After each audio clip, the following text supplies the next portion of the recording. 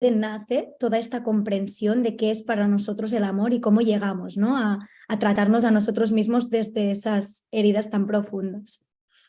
Toda la teoría de la que voy a hablar está basada en un libro que recomiendo al 100% llamado Las 5 heridas que impiden ser uno mismo, y es de Louise Bourbeau. Y este libro empieza explicando toda esta teoría, me resonó muchísimo y me ayudó mucho a conocerme y a poderle poner palabras para que mi mente comprendiera qué es todo eso que pasa en nuestro interior y por qué actuamos de la forma en la que actuamos. Entonces empecé también a relacionarlo con todas las personas de mi alrededor y sentí que es una información que puede ayudarnos muchísimo a poder comprender al otro, a poder comprender a las personas que nos rodean, a poder empatizar con ellas, comprendiendo que todos estamos viviendo desde nuestras heridas de la infancia principales. Así que reconocer cuáles son nuestras heridas principales, todos las vivimos todas, pero sí que hay algunas, especialmente una, y se suelen manifestar dos, con mucha más profundidad. Suele ser una muy profunda y las otras que van apareciendo, van dando destellos.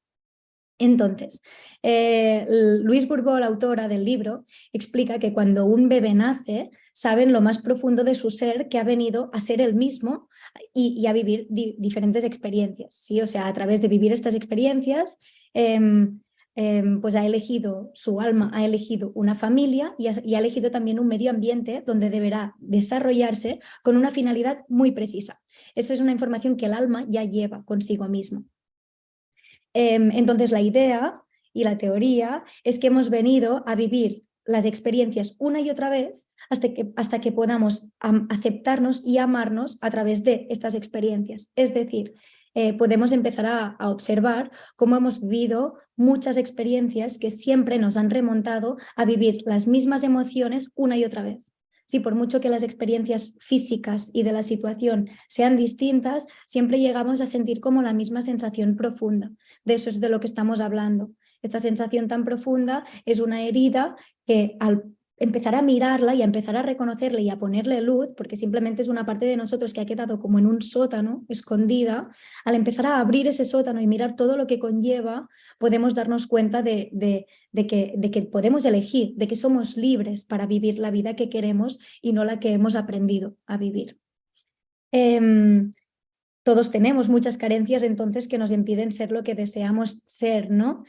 Y eso es lo que vamos a mirar. Vamos a ver cuáles son estas carencias, que entiendo que Leo también ha hablado muchísimo de ello, así que darnos cuenta y mirarlo, como he dicho, es llevarle luz y poder empezar a responsabilizarme y hacerme cargo de todo eso que estoy viviendo y de cómo lo estoy viviendo.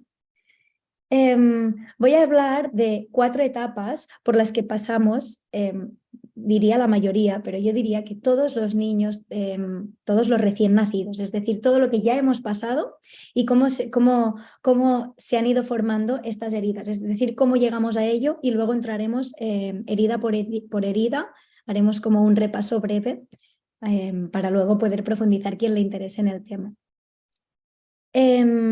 Poco después de nacer, nos damos cuenta de que cuando somos nosotros mismos, ¿no? La primera fase, la primera etapa, es la etapa de experimentar. Es decir, el niño o la niña, nosotros cuando nacemos empezamos sentimos alegría por ser nosotros mismos. Son las primeras etapas de nuestra experiencia. Entonces simplemente estamos experimentando, ¿vale? Y de ahí nos damos cuenta, según aparece la segunda fase, nos damos cuenta de que cuando somos nosotros mismos, lo he dicho, ¿no? Tengo hambre, lloro, viene mamá y me sacia. Tengo miedo, lloro, viene mamá y me sacia. Yo simplemente estoy experimentando con mis emociones, ¿sí? No me estoy reprimiendo del miedo que siento. Es decir, tengo miedo, lo saco, ¿no? Lo expreso de alguna forma. Entonces, segunda etapa, decía, nos damos cuenta de que cuando estoy siendo yo mismo, los adultos responsables de mí, mamá y papá en general, pero en muchos otros casos, pues tutores, sea quienes sean, abuelos, tíos, sean quienes sean, mis adultos de referencia, nos damos cuenta de que cuando empezamos a ser nosotros mismos, ellos sufren, como que los alteramos de alguna forma, ¿no? Y que les creamos este sufrimiento.